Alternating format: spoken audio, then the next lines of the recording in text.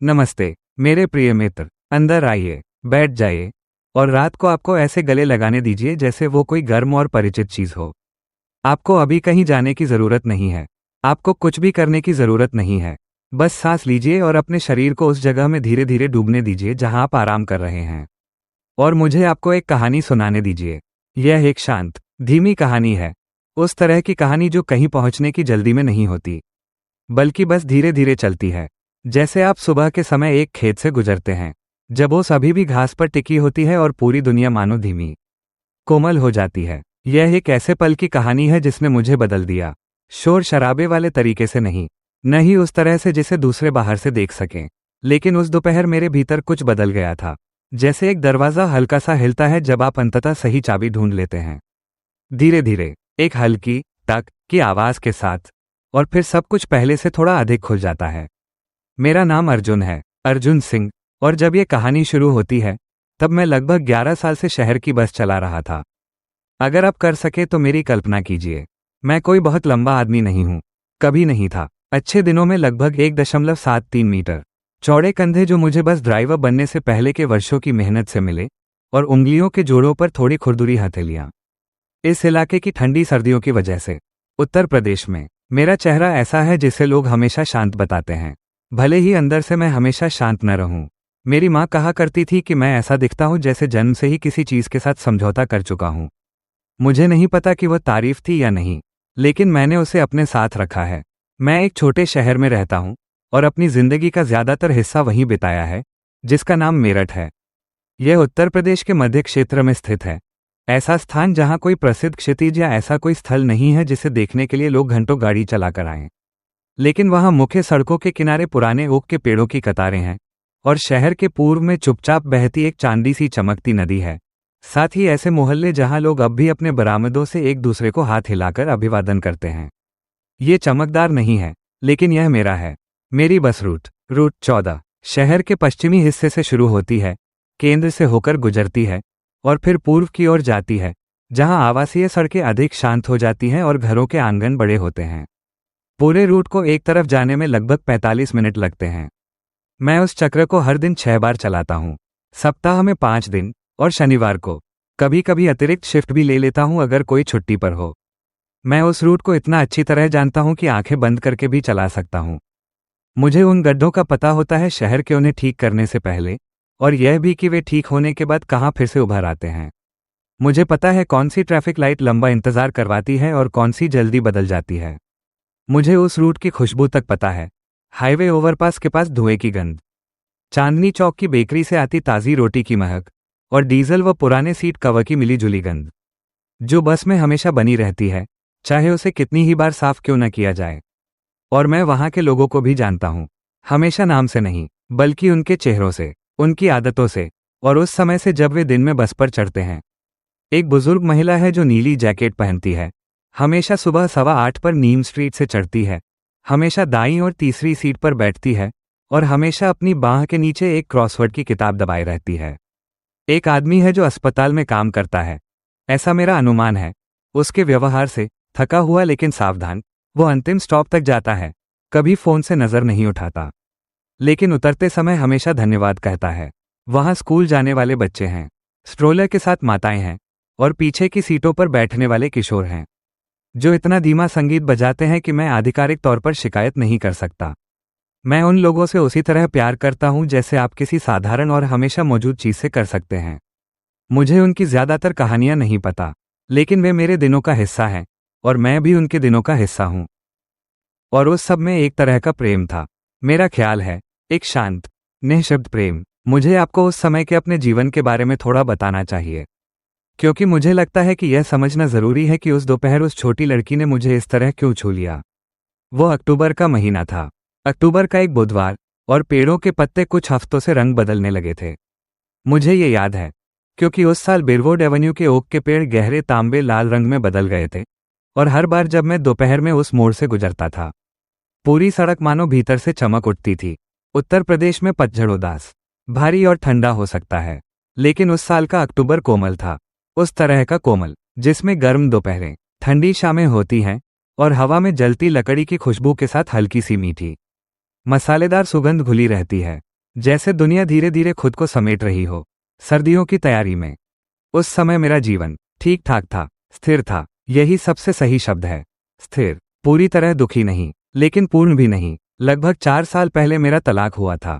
अनाया और मेरी शादी 9 साल चली थी, और उसका अंत नाटकीय नहीं था। कोई एक बुरा क्षण नहीं था। ये धीरे धीरे फीका पड़ने जैसा था, जैसे एक तस्वीर लंबे समय तक रोशनी में रहने से अपना रंग खो देती है। हम कभी कभी अब भी बात करते थे। हमने शिष्टता बनाए रखी। हमारे कोई बच्चे नहीं थे, और वो एक अलग तरह का दुख था। एक ऐसी बात जिसे हमने कभी सीधे सीधे नहीं कहा, लेकिन तलाक से पहले के वर्षों में वो हमेशा हमारे बीच मौजूद रही। जैसे कुछ ऐसा जिसे हम दोनों ने बिना कहे नजरअंदाज करने पर सहमति कर ली हो। तलाक के बाद मैं नीम स्ट्रीट पर एक घर की दूसरी मंजिल के छोटे से अपार्टमेंट में आकर रहने लगा। मकान मालिक एक सेवानिवृत्त शिक्षक थे, जिनका नाम शर्मा था। वे नीचे रहते थे और हर कुछ हफ्तों में बिना किसी स्पष्टीकरण या औपचारिकता के मेरे दरवाजे पर घर की बनी रोटियां छोड़ जाते थे। उस अपार्टमेंट में 2 खिड़कियां पूर्व की ओर थीं, इसलिए सुबहें हमेशा उजली होती थी, और एक हीटर था जो एक ऐसी लय में खड़कता था जिसे मैं धीरे धीरे सुकूनदायक मानने लगा था। मेरे पास एक बिल्ली थी, जिसका नाम बिस्किट था। नारंगी रंग की, उदासीन और अकेले रहने वाले आदमी के लिए बिल्कुल सही साथी। मेरे दिन व्यवस्थित थे। मैं सुबह 5 बजे उठता था। हर सुबह एक ही तरह की कॉफी बनाता था। उसी तरीके से मैं अपना बस रूट चलाता था, घर लौटता था, रात का खाना बनाता था, कुछ सरल, थोड़ा पढ़ता था, सो जाता था। उसमें एक शांति थी, सच कहूं तो, लेकिन उसमें एक तरह का अकेलापन भी था, जिसे मैं बहुत गहराई से देखना पसंद नहीं करता था। यह एहसास कि दिन धीरे धीरे गुजर रहे हैं, लेकिन उनमें ज्यादा भार नहीं है, जैसे खुली हथेलियों के बीच से पानी बह जाता है। मैं आपको ये सब इसलिए बता रहा हूं ताकि आप समझ सके कि मैं उस अक्टूबर के बुधवार को कौन था, जब एक साधारण सी दोपहर अचानक ऐसी चीज बन गई जिसके बारे में मैं अपनी बाकी जिंदगी सोचता रहूंगा। वह 3:40 की बस थी, दोपहर की रूट। दिन का वो समय जब रोशनी अधिक सुनहरी और थोड़ी तिरछी हो जाती है, जब वो बस की खिड़कियों से एक कोण पर अंदर आती है, जिससे सब कुछ वास्तविकता से अधिक गर्म और मुलायम लगता है। उस समय बस लगभग आधी भरी हुई थी। स्कूल के बाद बच्चों की भीड़ कम होने लगी थी। ज्यादातर बच्चे 3:10 से 3:30 के बीच चढ़ते थे, और 3:40 तक। बाकी यात्री अधिकतर वे वयस्क होते थे जो काम या अपने कामकाज से घर लौट रहे होते थे। मुझे उस दोपहर का मौसम बहुत स्पष्ट रूप से याद है। आसमान गहरा नीला था, वही रंग जो केवल पतझड़ में दिखाई देता है, लगभग ऐसा जैसे उसे रंगा गया हो, और पश्चिम से धीरे धीरे तैरते छोटे बादल थे। तापमान पिछले दिन की तुलना में थोड़ा कम हो गया था, और एक ठंडी, स्थिर हवा चल रही थी। उस तरह की दोपहर जो आपको अपनी जैकेट को थोड़ा और कसकर लपेटने का मन कराए, लेकिन आपको असहज न करे। बस ये याद दिलाए कि गर्मी का मौसम बीत चुका है और दुनिया धीरे धीरे शांत हो रही है। मैं अभी अभी सेंट्रल और फिफ्थ के चौराहे वाले स्टॉप से निकला था, जो लाइब्रेरी के पास डाउनटाउन के सबसे व्यस्त स्टॉप्स में से एक है। कुछ लोग चढ़े, कुछ उतरे, और मैं फिर से ट्रैफिक में शामिल हो रहा था कि मैंने उसे देखा। वह अगले स्टॉप पर खड़ी थी, लगभग 1.5 ब्लॉक दूर, एक पुराने हार्डवेयर स्टोर के बाहर, जो अब बंद हो चुका था और उसे बच्चों के लिए आफ्टर स्कूल सेंटर में बदल दिया गया था। वह लड़की छोटी थी। मैं दूरी से उसकी उम्र नहीं बता सकता था, लेकिन वो बहुत छोटी लग रही थी, और उसने एक बैकपैक पहना हुआ था जो उसके शरीर के लिए कुछ ज्यादा बड़ा लग रहा था। उस तरह का बैग जो बच्चों के कंधों से थोड़ा नीचे खिसक जाता है जब उसमें किसी ने जरूरत से ज्यादा चीजें भर दी हों। उसने बैंगनी रंग की जैकेट पहन रखी थी और उसके बाल 2 चोटियों में बंधे थे जो उसके कंधों पर गिर रही थी। जैसे जैसे मैं पास आया, मैं देख सकता था कि वो रो रही थी। यह कोई जोर जोर से नाटकीय रोना नहीं था, यह वो शांत रोना था जब आप रोना नहीं चाहते लेकिन खुद को रोक नहीं पाते, और पूरा शरीर जैसे आंसुओं को थामे रखने की कोशिश करता है, फिर भी वे बहते रहते हैं। उसके कंधे थोड़ा झुके हुए थे और एक हाथ उसके चेहरे के पास उठा हुआ था। विंडशील्ड के पार से भी मैं देख सकता था कि उसके गाल पूरी तरह भीगे हुए थे। वो बस स्टॉप पर अकेली खड़ी थी, बिल्कुल अकेली। उसने बस को रोकने का इशारा नहीं किया, वो बस वहीं खड़ी थी, चुपचाप रोते हुए, नीचे जमीन की ओर देखती हुई। मैंने बस रोकी और दरवाजा खोला। पहले तो वो हिली भी नहीं। मैं कुछ पल इंतजार करता रहा। क्या तुम बस में चढ़ोगी? मैंने पुकारा, अपनी आवाज को बहुत नर्म रखते हुए। तब उसने ऊपर देखा। उसकी आंखें लाल और सूजी हुई थीं, आंसू अब भी उसके गालों पर बह रहे थे।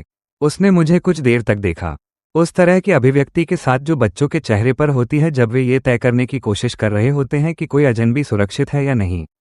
एक जांचती हुई, सावधान नजर। फिर वो कुछ कदम आगे बढ़ी और बस में चढ़ गई। धीरे धीरे वो दरवाजे के ठीक अंदर किराया बॉक्स के पास रुक गई और अपनी जैकेट की जेब में टटोलने लगी। मैंने देखा कि उसने कुछ सिक्के निकाले और अपनी हथेली में गिनने लगी। उसने फिर से गिना। उसकी भौंहों के बीच एक छोटी सी लकीर उभर आई। मेरे पास पर्याप्त नहीं है, उसने कहा। उसकी आवाज़ बहुत धीमी थी, लगभग फुसफुसाहट जैसी। तुम्हारे पास कितना है? मैंने पूछा। उसने अपनी हथेली खोल दी। उसमें 3 बड़े सिक्के थे, एक छोटा और कुछ छुट्टे। रूट 14 का किराया 1.50 था। कोई बात नहीं, मैंने कहा। अंदर जाकर बैठ जाओ।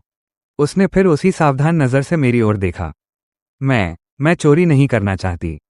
मैं यहाँ एक पल रुककर आपसे कहना चाहता हूँ कि जब उसने ये कहा तो मेरे सीने के भीतर कुछ बहुत ही कोमल तरीके से कस गया, क्योंकि मेरे सामने एक बच्ची थी, एक छोटी सी बच्ची जो साफ तौर पर बहुत उदास थी, जिसके गाल भीगे हुए थे और जिसकी पीठ पर एक बड़ा सा बैग था। और उसकी पहली चिंता यह थी कि वो चोरी नहीं करना चाहती, न कि वो कहाँ जा रही है, या वो क्यों रो रही है, या वो वहाँ कैसे पहुँचेगी जहाँ उसे जाना है। वह किराए के बारे में चिंतित थी। तुम चोरी नहीं कर रही हो, मैंने कहा। मैं तुम्हें आमंत्रित कर रहा हूँ। ये दोनों बातें अलग हैं। अब जाओ और बैठ जाओ। तुम वहाँ बैठ सकती हो। मैंने आगे की सीटों की ओर इशारा किया, पीली रेखा के ठीक पीछे। वो एक पल के लिए झिझकी, फिर कुछ कदम और बढ़ी और सामने की सीट पर बैठ गई।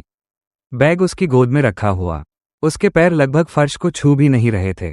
वह मेरी सोच से भी छोटी थी, शायद 7 साल की, शायद 8, अपनी उम्र से छोटी, या शायद बस अभी बहुत नन्ही। उसकी आंखें बहुत गहरी भूरी थीं और उसका छोटा सा गंभीर मुंह था, और उसकी दोनों चोटियों के सिरे पर छोटे छोटे बैंगनी मोती लगे थे, जो उसकी जैकेट के रंग से मेल खाते थे। मैंने दरवाज़ा बंद किया और फिर से ट्रैफिक में शामिल हो गया। ऊपर लगे बड़े आईने में मैं उसे देख सकता था। वो बहुत स्थिर बैठी थी, खिड़की के बाहर देखती हुई, और हर कुछ सेकंड में एक कांपती हुई सांस लेती, वो सांस जो बच्चे लेते हैं जब वे कुछ देर रो चुके होते हैं, जब सांस बीच में अटकती है, जैसे कोई हल्की सी सिसकी। मैंने उसे कुछ मिनट दिए। मैं जल्दबाजी नहीं करना चाहता था। मैं नहीं चाहता था कि उसे लगे कि वो मुझ पर कोई स्पष्टीकरण देने की ऋणी है या उसे ये दिखावा करना पड़े कि वो ठीक है। इसलिए मैं बस गाड़ी चलाता रहा, बस को उस पतझड़ की दोपहर में आगे बढ़ने देता रहा और उसे वहीं शांत बैठने देता रहा। कुछ मिनटों बाद मैंने हल्के से कहा, बस इतना कि वो इंजन की आवाज़ के बीच सुन सके। तुम्हें मुझसे कुछ कहने की ज़रूरत नहीं है, लेकिन अगर तुम्हें कहीं पहुंचने में मदद चाहिए तो मैं तुम्हें रास्ता ढूंढने में मदद कर सकता हूं। उसने तुरंत जवाब नहीं दिया। वो अब भी खिड़की के बाहर देख रही थी। फिर उसने कहा, मुझे नहीं पता कि मुझे किस स्टॉप पर उतरना है। तुम कहाँ जाना चाहती हो? नानी के घर, फनवुड स्ट्रीट पर। वो थोड़ा रुकी। मैं वहां पहले गई हूं, लेकिन कभी बस से नहीं गई। फनवुड स्ट्रीट, मुझे लगा कि मैं जानता हूं। वो एक पार्क के पास है, कोने पर एक पार्क है।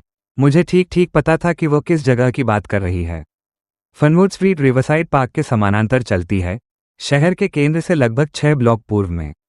वो मेरे रूट पर ही आती है, जहां से वो चढ़ी थी। वहां से लगभग 8 स्टॉप और थे। मुझे वो जगह पता है, मैंने कहा। जब हम वहां पहुंचेंगे तो मैं तुम्हें बता दूंगा। उसने सिर हिलाया, बहुत हल्का, बहुत गंभीर। फिर उसने कहा, धन्यवाद अंकल। फिर स्वाभाविक रूप से हम कुछ देर के लिए फिर से चुप हो गए।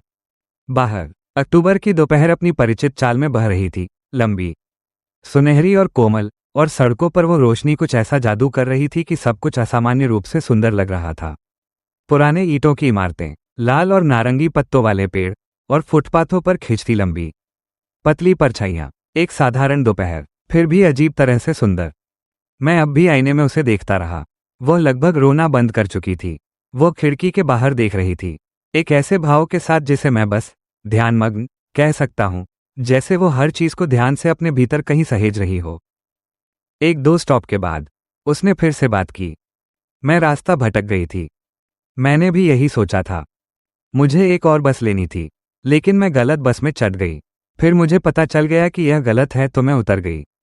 लेकिन उसके बाद मुझे नहीं पता था कि मैं कहाँ हूँ, और मैं थोड़ी देर चली, लेकिन मुझे फ़ोन भी नहीं मिला। उसने ये सब बहुत साधारण ढंग से कहा, वैसे ही जैसे बच्चे कभी कभी डरावनी घटनाओं को बाद में बताते हैं, जैसे वे अब उनके मन में एक कहानी बन गई हो। ये तो थोड़ा डरावना लगता है, मैंने कहा। उसने थोड़ा सोचा। थोड़ा डरावना था, लेकिन मैं किसी से बात नहीं करना चाहती थी क्योंकि मम्मी ने कहा है कि अजनबियों से बात नहीं करनी चाहिए। तुम्हारी मम्मी सही कहती हैं।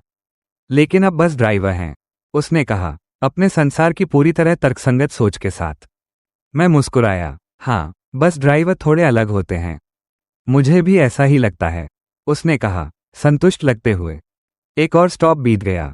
कुछ यात्री उतर गए। एक बुजुर्ग आदमी अखबार लिए बस में चढ़ा, मुझे सिर हिलाकर नमस्ते किया और बीच की सीट पर जाकर बैठ गया। क्या तुम्हारी नानी तुम्हारा इंतजार कर रही होंगी? मैंने पूछा। हाँ, नानी सोचती हैं कि मैं किसी और बस में हूँ। शायद वो बरामदे में मेरा इंतजार कर रही होंगी। एक छोटा सा विराम। वो हमेशा बरामदे में इंतजार करती हैं। हम तुम्हें वहां पहुंचा देंगे, मैंने कहा। चिंता मत करो। उसने सिर हिलाया और फिर से खिड़की की ओर देखने लगी। मैं तुम्हें उस रास्ते के बारे में बताना चाहता हूँ, उस समय बस में बैठे होने के एहसास के बारे में। शाम की रोशनी दाईं ओर की खिड़कियों से अंदर आ रही थी, लंबी गर्म पट्टियों की तरह बस के अंदर फैलती हुई। इंजन एक स्थिर गहरी गूंज में चल रहा था। शायद लगभग 10 और यात्री थे, हर कोई अपनी अपनी दुनिया में, फोन देखते हुए, बाहर देखते हुए या कुछ भी न देखते हुए। और वहां सामने की सीट पर एक छोटी सी लड़की बैठी थी, बैंगनी जैकेट में, गूंथे हुए बालों के साथ, एक बड़ा सा बैग उसकी गोद में, चुपचाप एक ऐसे शहर से गुजरती हुई जिसे वो अभी पूरी तरह नहीं जानती थी, इस भरोसे के साथ कि ड्राइवर उसे वहां पहुंचा देगा जहां उसे जाना है। उस साधारण से दृश्य में कुछ ऐसा था जिसने उस पल को मेरे लिए लगभग पवित्र बना दिया। जैसे कभी कभी साधारण चीजें भी गहरी हो जाती हैं, अगर हम उन्हें सच में देखना चाहें। मैंने अपने बचपन के बारे में सोचा, बस एक झलक भर, जैसे हम अक्सर किसी बच्चे के पास होते हुए करते हैं। मैंने उस खो जाने की भावना के बारे में सोचा, भौगोलिक नहीं, बल्कि भीतर की, जब जीवन अनिश्चित लगता है और आपको नहीं पता होता कि आपके लिए स्थिरता कौन बनेगा। मैंने ऐसा महसूस किया था बचपन में, एक से अधिक बार। मेरे पिता एक अप्रत्याशित व्यक्ति थे, क्रूर नहीं, हिंसक नहीं, लेकिन उनके मन का हाल बदलता रहता था। लंबे समय तक मुझे कभी यह पता नहीं होता था कि घर लौटने पर मैं उनका कौन सा रूप देखूंगा। मैंने जल्दी ही चुप रहना सीख लिया, माहौल को पढ़ना, खुद को समेट लेना, छोटा और स्थिर बन जाना, ध्यान न खींचना, कुछ कुछ एक बस ड्राइवर की तरह, एक अर्थ में मौजूद, भरोसेमंद, न बहुत अलग, न चिंता का कारण, बस वहां होना।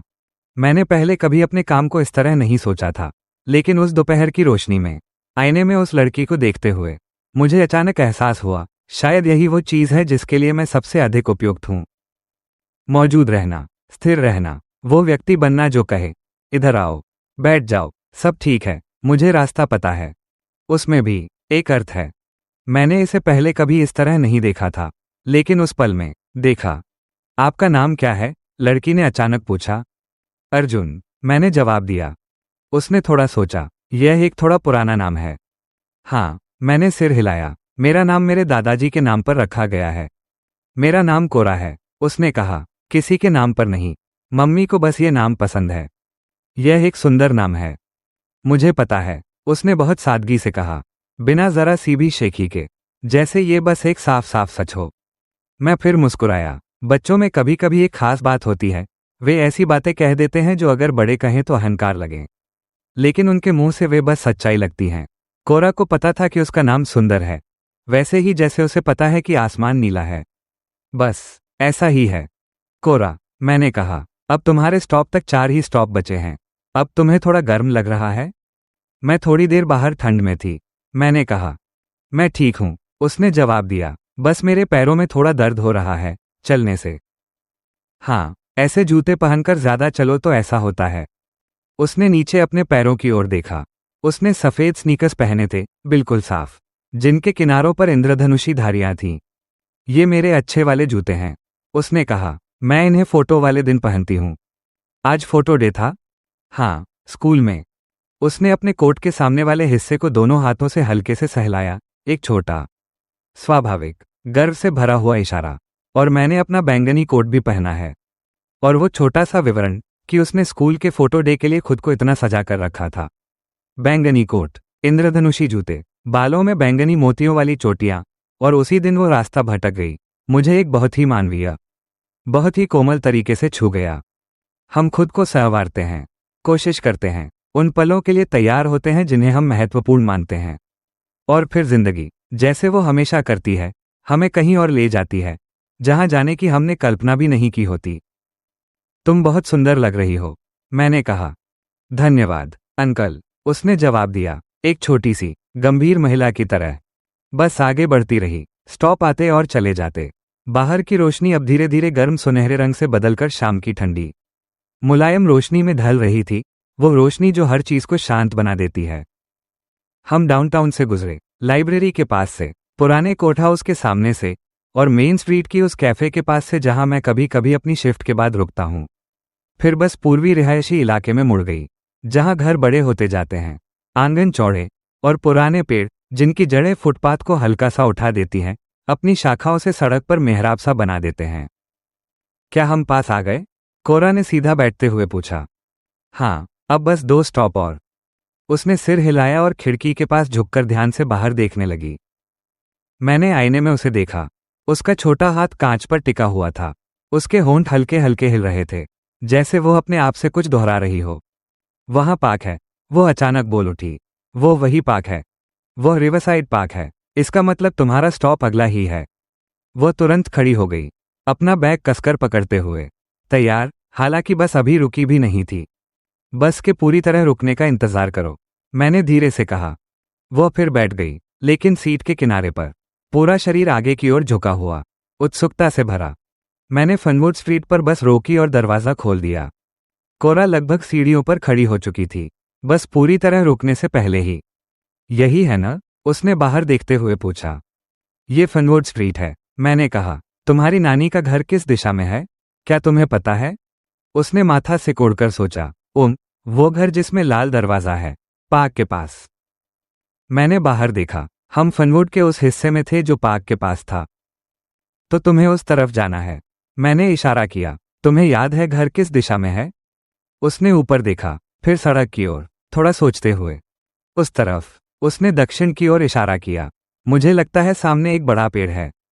ठीक है, तुम अकेले जा सकती हो, या चाहो तो मैं किसी को बुला दूं? उसने बहुत गंभीरता से सोचा। मैं जा सकती हूं, शायद दूर नहीं है। ठीक है, लाल दरवाजा दिखने तक चलती रहो। अगर नहीं मिले तो वापस यहीं आ जाना और इंतजार करना, कोई मदद कर देगा।